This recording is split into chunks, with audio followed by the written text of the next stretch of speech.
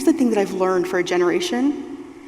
They have habits, they have addictions, they have choices they have made that do stand like mountains in the way, and they are an obstacle sometimes.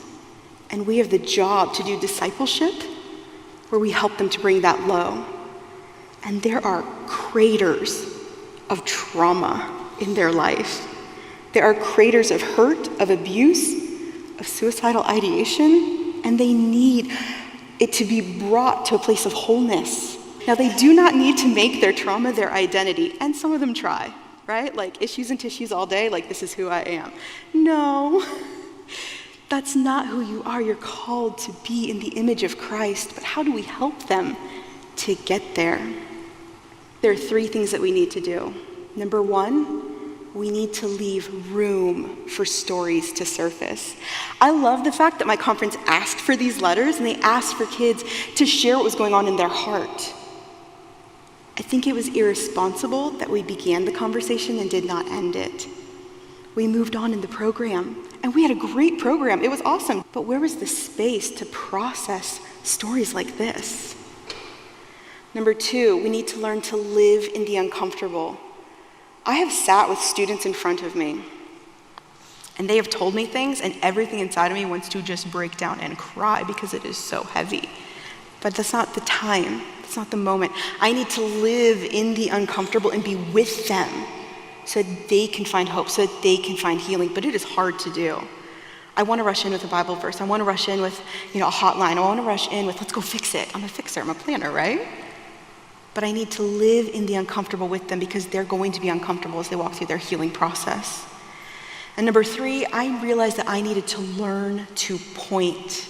I began to do about 10 years of research into mental health topics, into wholeness, into how do we actually merge good, healthy, faith-based resources with some very serious topics. I bring this message because I find that my week to week, when I went city to city, I think is actually your week to week.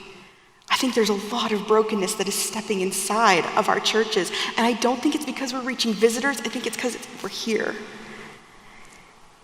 But I would challenge all of us to be thinking about the mountains that are in the way and the craters and the valleys that are in the way, and to show compassion, great grace, great truth, great love, because there are some very serious stories happening inside of the generation that is coming next up.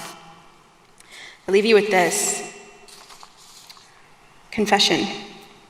I get very overwhelmed by this topic. I love this topic. I love being there for students, but I get very overwhelmed. But God is with us inside of it, right? Isaiah 43, 2-5 in the NIV says, when you pass through the waters, I will be with you. When you pass through the rivers, they will not sweep over you. When you walk through the fire, you will not be burned. The flames will not set you ablaze. Do not be afraid, for I am with you. That Emmanuel wants to be with us, and it gives us the strength to be able to Emmanuel with others who are talking about STDs, suicidal ideation, depression, self-harm, and extremely difficult, challenging topics. He's also our strength.